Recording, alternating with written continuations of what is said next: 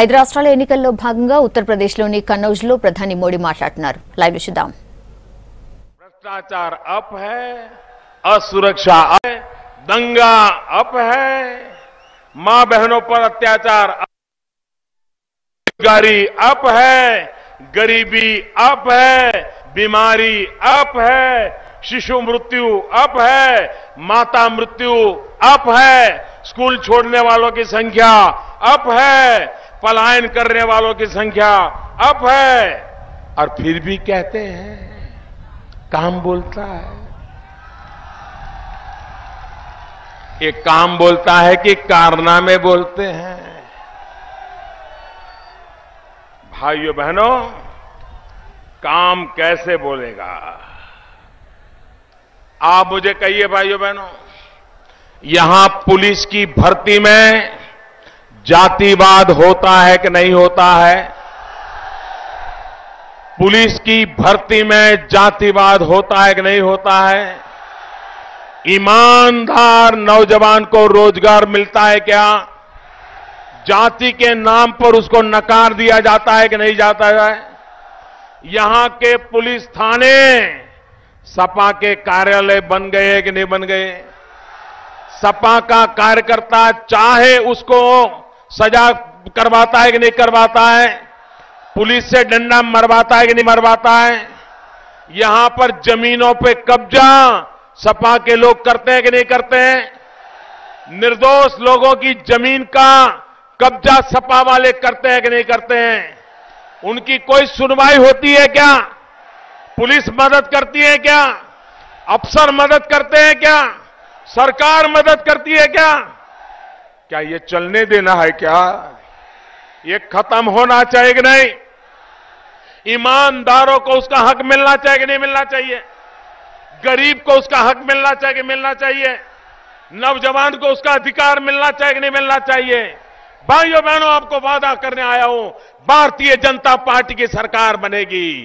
ये जहां जहां बेईमानी हुई है उसका चट्टा चिट्ठा खोल दिया जाएगा।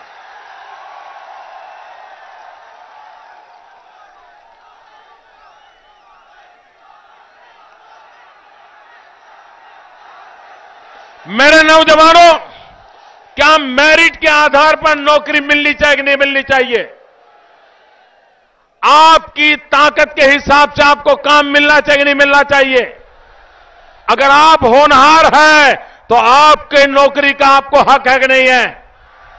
लेकिन रोका कैसे जाता है? जब आप परीक्षाएं पास करते हैं, अच्छे मार्क लाते हैं, फिर नौकरी के लिए एग्जाम देते हैं, उसमें भी अच्छे मार्क लाते हैं, टॉपर होते हैं, लेकिन बाद में इंटरव्यू की चिट्ठी आती है, इंटरव्यू आता है ना इंटरव्यू? और जब इंटरव्यू आता है तो बेटा खुशी से समाता नहीं है। मां को कहता है, मां इंटरव्यू आ गया, मैंने परीक्षा पास कर ली, अब नौकरी लगेगी। मां अनुभवी है, कहती है, बेटा देखो किसी की पहचान है क्या? कोई जानने वाला मिल जाए तो देखो, देखो ये कोई नेता मिल जाए तो देखो। वो बेचारा इंटरव्यू के पहले कोई पहचान वाले को तलाशता है, सिफारिश करने के लिए तलाशता है, तो कोई बिचौलिया आ जाता है, कहता है नौकरी चाहिए तो 2 लाख दीजिए, नौकरी चाहिए तो 5 लाख दीजिए।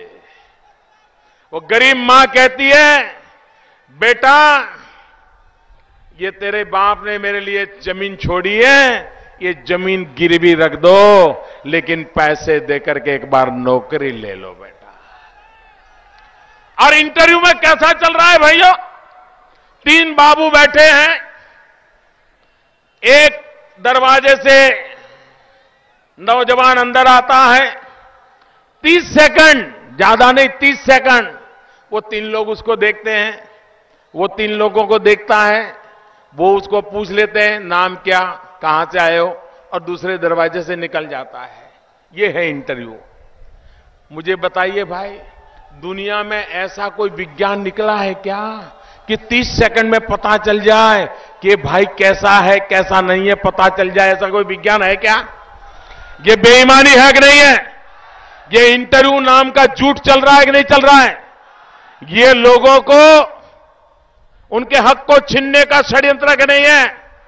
हमने निर्णय किया, दिल्ली में आपने मुझे प्रधानमंत्री बनाया, हमने निर्णय किया कि वर्ग 3 और 4 सरकार में सबसे ज्यादा नौकरी करने वाले लोग वर्ग 3 और 4 के होते हैं। हमने निर्णय किया अब वर्ग 3 और 4 में कोई इंटरव्यू नहीं लिया जाएगा। हर किसी के मार्क्स कंप्यूटर में डाल दिए जाएंगे और कंप्यूटर ही तय करेगा कि पहले 100 कौन है, पहले 200 कौन है, पहले 500 कौन है, और कंप्यूटर से ही उसके घर ऑर्डर चला जाएगा। कोई बिचौलिया नहीं रहेगा, कोई जाति नहीं रहेगी, कोई बेईमानी नहीं रहेगी, कोई भ्रष्टाचार नहीं रहेगा। भाइयों बहनों, ईमानदारी की सरकार है, ईमानदारों के लिए यह सरकार है भाइयों।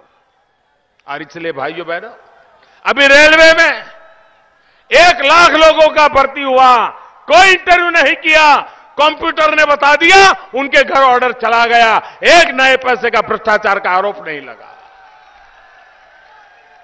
भाइयों बहनों, मेरे नौजवानों, नई सरकार भाजपा की उत्तर प्रदेश में बनेगी और आप देखना सीआईएसएफ में 35,000 पुलिसों की भर्ती करनी है, बीएसएफ में, सीआरपीएफ में 25,000 हेड कांस्टेबल की भर्ती करनी है। कोई भाई भतीजा जातिवाद नहीं होगा, ईमानदार नौजवानों को नौकरी मिलेगी, देख लेना भाई। और इसलिए भाइयों बहनों, मैं आपसे यही कहने आया हूं कि ये सरकार दिल्ली में ऐसी है जो गरीबों के लिए है, ये सरकार मध्यम वर्ग के मेहनतकश लोगों के लिए है, ये सरकार ईमानदार लोगों के लिए है और ईमानदारी की रक्षा करने के लिए आज दिल्ली में हम बैठे हैं। आपको देखिए, 8 नवंबर रात को 8 बजे टीवी पर मोदी ने कहा, मेरे प्यारे देशवासियों, तूफान खड़ा हो गया, तूफान। 70 साल तक नोटों के बंडल दबा दबा करके बैठे थे, सब कुछ निकल गया, सब कुछ निकला कि नहीं निकला? बैंकों में जमा करना पड़ा कि नहीं पड़ा? अब हिसाब देना पड़ रहा है, तो रात को नींद नहीं आ रही है और मोदी हिसाब मांग रहा है। आप मुझे बताइए भाइयों बहनों, गरीब का जिन्होंने लूटा है वो गरीब को लौटाना चाहिए कि नहीं चाहिए? जिसने गरीब का लूटा है उसका गरीब को लौटाना चाहिए कि नहीं लौटाना चाहिए? देश को लूटा है, देश को वापस मिलना चाहिए कि नहीं मिलना चाहिए? और इसलिए भाइयों बहनों, मैंने भ्रष्टाचार और काले धन के खिलाफ एक बहुत बड़ी लड़ाई छेड़ी है और मैं जानता हूं ये लड़ाई सामान्य नहीं है। बड़े बड़े सातिर दिमाग वालों से मुझे लड़ना है, बड़ी बड़ी हस्तियों से लड़ना है। देश का माल खा खा करके ताकतवर बने ऐसे लोगों से मैं भिड़ रहा हूं, लेकिन लड़ पा रहा हूं। क्यों? क्योंकि 125 करोड़ ईमानदार लोगों के मुझे आशीर्वाद है और ईमानदार लोगों के आशीर्वाद है, इसी के कारण बेईमान लोग आज कांप रहे हैं। भाइयों बहनों, आप मुझे बताइए, भ्रष्टाचार के खिलाफ लड़ाई चलनी चाहिए कि नहीं चलनी चाहिए? भ्रष्टाचार खत्म होना चाहिए कि नहीं होना चाहिए? भ्रष्टाचार जाना चाहिए कि नहीं जाना चाहिए? काला धन खत्म होना चाहिए कि नहीं होना चाहिए? इसके लिए कठोर कदम उठाने चाहिए कि नहीं उठाने चाहिए? आपके आशीर्वाद है मुझे? दोनों हाथ ऊपर करके पूरी ताकत से बताइए, आपके आशीर्वाद है? आपके आशीर्वाद है? आपके आशीर्वाद है? भाइयों बहनों, ये लड़ाई मैं छोड़ूंगा नहीं। गरीबों के लिए मैंने लड़ाई छेड़ी है, मैं छोड़ने वाला नहीं हूं। मुझे आपके